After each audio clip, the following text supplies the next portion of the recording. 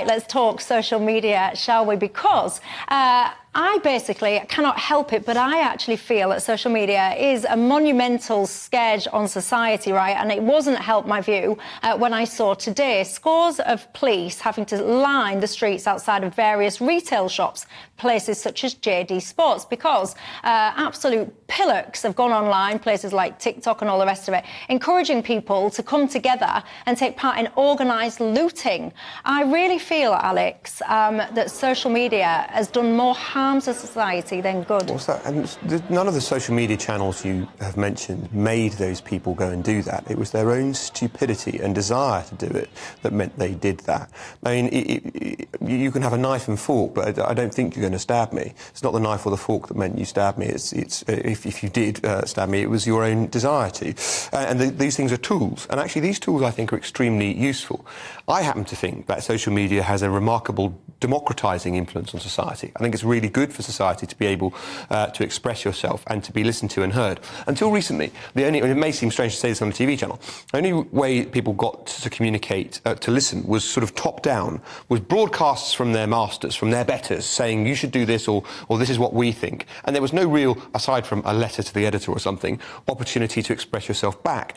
Now, society is much more peer-driven, communication between others, and you can find people of like mind, including with the most obscure interests that you would not otherwise have found, and willing to go as deep as you like into any corner of humanity's activities. Social media has enabled people who would once have sat lonely, not knowing others thought as they did, cared as they did, felt as they did, believed as they did, and identify with them and find a new route to socialising. I think it's great.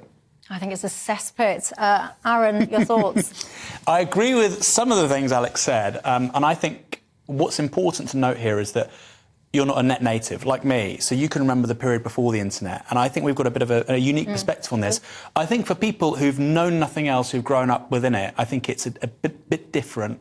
If you look at, for instance, rates of depression, anxiety, the CDC in the United States, really phenomenal data on this earlier on this year, 57% of teenage girls basically feel depressed, hopeless, listless, sad, up from 36% 10 years ago. That's not TikTok like we're talking here, that's Instagram. And I do think things like Instagram, what they're doing to the body image of young women in particular, it's terrifying.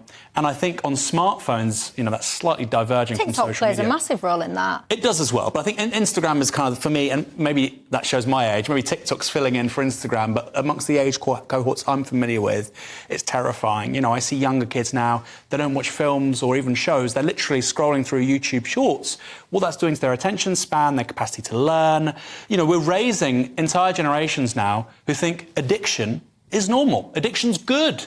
And look, I'm not immune from this, right? I also have a little bit of a Twitter addiction, as anybody knows who follows me. So I think there are very good aspects to all of this, but I also think there are some big downsides, and I think we do need to work out different norms, different conventions, and even start legislating differently for some things. Most of these objections arose with equal force when television was invented. People are addicted to television. TV violence is encouraging people to do things they wouldn't otherwise do. Look at these horror films and taking the name of our Lord in vain. And Satanism's on the rise because of TV, and TV encourages or glorifies violence or objectifies people. These are things that all mass media have said.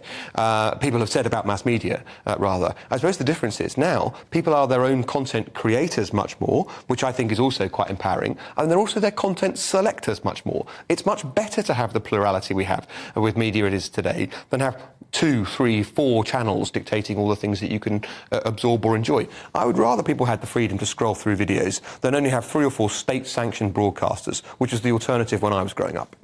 See, I'm interested about what you think about this at home. Do you think it has benefited society, social media? If I never had to use Twitter or anything like that ever again, I would not care one jot. I feel like I have to engage to some degree because of the job that I do. And you mentioned that you're addicted.